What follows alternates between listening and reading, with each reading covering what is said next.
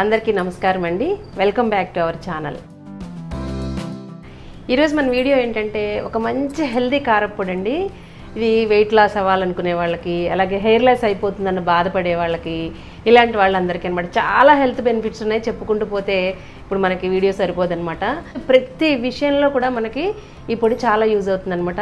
వేడన్నులో నెయ్యి వేసుకుని తినచ్చు, మనం ఇడ్లీల్లోకి వాటిల్లోకి వేసుకుని తినచ్చు. ఏదో విధంగా ఈ పొడి అయితే మనం రోజు తినాలన్నమాట. మనం రోజు ఏదో ఒక కూరలు చేసుకుంటుంటాం కదా, ఆ కూరల్లో కూడా కొంచెం మనం ఈ పొడి వేసేసుకోవచ్చు. ఈరోజు అయితే నేను క్యాప్సికమ్ కూర చేస్తున్నాను.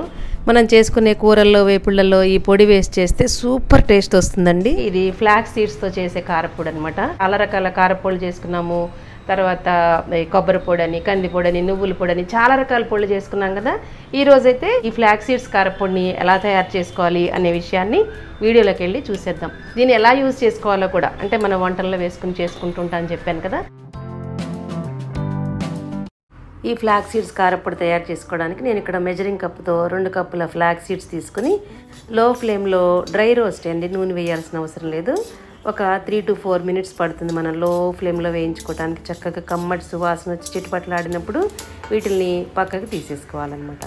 ఇప్పుడు మళ్ళీ అదే ప్యాన్లో ఒకే ఒక టేబుల్ స్పూన్ ఆయిల్ వేసుకుని, మనం ఫ్లాక్స్ సీడ్స్ తీసుకున్నాం కదా, అదే మెజరింగ్ బౌల్తో 1/2 కప్పు పొట్టు మినపప్పు, 1/2 కప్పు పల్లీలు కూడా వేసుకుని లో ఫ్లేమ్లోనే చక్కగా ఎర్రగా మంచి సువాసన వచ్చేంత వరకు ఫ్రై చేసుకోవాలి. ఇక్కడ పొట్టు మినపప్పు మంచి స్మెల్ బాగుంటుంది, అరోమా బాగుంటుందని చెప్పేసి నేను వేస్తున్నానండి. ఇవి లేదు అనుకునే వాళ్ళు మామూలుగా గుళ్ళైనా వేసేసుకోవచ్చు. ఇలా చక్కగా వేగిపోయినాయి అనుకున్నప్పుడు వీటిని కూడా మళ్ళీ అదే ప్లేట్లోకి పక్కన తీసుకోవాలి. అన్నీ కలిపేసేయకుండా పక్కన తీసుకోవాలన్నమాట. వేరుగా తీసుకోవాలి, లేదా వేరే వేరే బౌల్స్లో. నేను పెద్ద ప్లేట్ కాబట్టి దానిలోనే వేస్తున్నాను. ఇప్పుడు మళ్ళీ అదే కప్పుతో ఒక ఫుల్ కప్పు నిండా ధనియాలు వేసుకోవాలన్నమాట. ఈ ధనియాలని కొంచెం సేపు వేయించిన తర్వాత ఒక 1/2 టేబుల్ స్పూన్ మెంతులు, ఒక ఫుల్ టేబుల్ స్పూన్ నిండా జీలకర్ర కూడా వేసేసి ఇవన్నీ కూడా లో ఫ్లేమ్లోనే మంచిగా ఎర్రగా వేయించుకోవాలి. మంచి సువాసన వస్తుంది మంచిగా వేయించుకునేటప్పుడు. ఇలా వేయించేసుకుని దీనిలోనే ఒక 1/2 కప్పు నువ్వులు కూడా వేసుకోవాలన్నమాట. ఈ నువ్వులు, ధనియాలు, అలాగే జీలకర్ర, మెంతులు ఇవన్నీ కూడా బాగా వేగిపోయిన తర్వాత వీటిని కూడా మళ్ళీ అదే ప్లేట్లోకి తీసేస్తున్నాను. ఇప్పుడు మళ్ళీ ఒక టేబుల్ స్పూన్ నూనె వేసుకొని ఒక 20 ఎండుమిర్చిని అలా ఫ్రై చేసుకోవాలి. కారానికి తగ్గట్టుగా వేసుకోవచ్చండి. మీకు బాగా కారం తింటాం అనుకునే వాళ్ళు ఇంకా 5-6 ఎండుమిర్చి ఎక్కువ వేసుకోవచ్చు, తక్కువ తింటాం అనుకునే వాళ్ళు కొంచెం తక్కువ వేసుకోవచ్చు అనమాట. ఇప్పుడు ఒక గుప్పెడు కరివేపాకును కూడా వేసేసి ఈ రెండింటిని బాగా ఫ్రై చేసుకోవాలి. చక్కగా మనం కరివేపాకు పట్టుకోగానే ఇలా క్రిస్పీగా అయిపోయేంత వరకు ఫ్రై చేసుకున్న తర్వాత ఒక పెద్ద వెల్లుల్లి గడ్డని ఒంచైనా వేసుకోవచ్చు, లేదా ఇలాగే మనం రెబ్బలుగా కూడా వేసేసుకోవచ్చు పొట్టుతోనే. ఇలా నేనైతే ఇలాగే రెబ్బలుగా వేసేస్తున్నాను. అలాగే ఒక పెద్ద నిమ్మకాయ సైజ్ అంత చింతపండును కూడా మీకు ఇలా చూపించడం కోసం అని చెప్పి ముద్ద చేస్తున్నాను.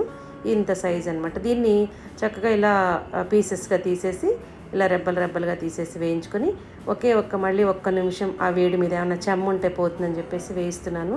అసలు వేయించాల్సిన అవసరం లేదు, కానీ నిలవకి మనకి ఈ పొడి నిలవ ఉందనుకోండి, ఏమైనా చెమ్మ ఉంటే కొంచెం పాడైపోతుంది. అందుకని ఇలాగ లాస్ట్కి మనం ఎండుమిర్చి, కరివేపాకు వేయించేసిన తర్వాత ఈ వెల్లుల్లి, చింతపండు కూడా వేసి వేయించేస్తే పొడి పాడవకుండా ఉంటుంది. అందుకని ఇవన్నీ కూడా వేయించేసిన తర్వాత ఇవన్నీ కూడా ప్లేట్లోకి తీసేసి పెట్టుకోవాలి.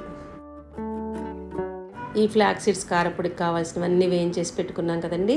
ఇప్పుడు వీటన్నిటిని కూడా బాగా చల్లారనివ్వాలి. చల్లారిన తర్వాతే మనం గ్రైండ్ చేసుకోవాలి, లేదంటే ఆ నువ్వులు వేడిగా ఉంటే నూనె వచ్చేస్తాయి, ముద్ద అయిపోతుంది అనమాట. ఇప్పుడు గ్రైండ్ చేసేది కూడా ఒక ప్రాసెస్లో గ్రైండ్ చేసుకోవాలి. ముందు మినపప్పు, పల్లీలని కొంచెం కోర్స్గా గ్రైండ్ చేసుకున్న తర్వాత ఇప్పుడు దీనిలోనే మనం ఫ్లాక్స్ సీడ్స్ వేయించి పెట్టుకున్నాం కదా, మరీ మెత్తగా అక్కర్లా, ఇలా కొంచెం బరగ్గా ఉండగానే ఫ్లాక్స్ సీడ్స్ కూడా దీనిలో వేసేసుకొని గ్రైండ్ చేసుకోవాలి. మినపప్పు, పల్లీలు, ఫ్లాక్స్ సీడ్స్ ఇవన్నీ కూడా గ్రైండ్ చేసుకున్నాం కదా. ఇప్పుడు ఇలా మెత్తగా అయితే సరిపోతుంది. ఇప్పుడు దీన్ని బేసిన్లో వేసేసుకోవాలి. ఇప్పుడు మళ్ళీ అదే జార్లో ఎండుమిర్చి, కరివేపాకు, వెల్లుల్లి, చింతపండు వేసాం కదా, వీటిని కూడా ఒకసారి అలా గ్రైండ్ చేసి ఇప్పుడు దీనిలోనే ధనియాలు, నువ్వులు ఇవన్నీ కూడా వేసేసుకొని మొత్తం అంతా కూడా గ్రైండ్ చేసేసుకోవాలి. ఇప్పుడు ఇవన్నీ కలిపేసుకోవాలండి. ఇవన్నీ కలిపేసుకున్న తర్వాత ఇప్పుడు మనకి టేస్ట్కి సరిపడా సాల్ట్ వేసుకోవాలన్నమాట. నేను ఇక్కడ 3 టేబుల్ స్పూన్స్ సాల్ట్ వేస్తున్నానండి. సాల్ట్ ఎప్పుడు కూడా చూసి వేసుకోవాలి. తక్కువైతే మళ్ళీ వేసుకోవచ్చు, కానీ ఎక్కువైతే కష్టం కదా, అంతా వేస్ట్ అయిపోతుంది కదా. అందుకని జాగ్రత్తగా చూసి వేసుకోవాలి. మనం రోజు అన్నం తినేటప్పుడు మొదటి ముద్దలో 1 స్పూన్ ఈ పొడి వేసుకొని తింటే కనుక చాలా రకాల ఆరోగ్య ప్రయోజనాలు ఉన్నాయండి. బీపీని, షుగర్ని, థైరాయిడ్ని అన్నిటినీ కంట్రోల్లో ఉంచడమే కాకుండా హెయిర్ ఫాల్ అవ్వకుండా ఉండటానికి, అలాగే స్కిన్ గ్లోగా ఉండటానికి, వెయిట్ లాస్ అవ్వటానికి, ఇలా చాలా చాలా రకాలుగా మనకి ఎన్నో రకాల బెనిఫిట్స్ ఉన్నాయండి. ఏదో విధంగా రోజు తినే ప్రయత్నం చేస్తే చాలా మంచిదండి. ఇలాంటి ఎయిర్ టైట్ బాటిల్లో వేసేసుకుని మనం స్టోర్ చేసుకుంటే కనుక ఎన్నాళ్ళున్నా కూడా పాడవకుండా ఉంటుందండి. ఇదండి ఈరోజు వీడియో. ఈ ఫ్లాక్ సీడ్స్ కారపొడిని ఎలా తయారు చేసుకోవాలో చూసారు కదా. ఇది అన్నాల్లోకి, ఇడ్లీల్లోకి, టిఫిన్స్లోకి, ఉప్మాల్లోకి అన్నిటిలోకి కూడా సూపర్గా ఉంటుందండి. ఇది చాలా సింపుల్గా చేసేసుకోవచ్చు. మనం మల్టీపర్పస్గా కూడా యూజ్ చేసుకోవచ్చు. ఈ వీడియో కనుక మీకు నచ్చినట్లయితే ఒక్క లైక్ చేసి మీ ఫ్రెండ్స్ అందరికీ షేర్ చేసి, ఇలాంటి ఇంకా మంచి మంచి రెసిపీస్ కోసం మన ఛానల్ని వెంటనే సబ్స్క్రైబ్ చేయటం మాత్రం అస్సలు మర్చిపోకండి.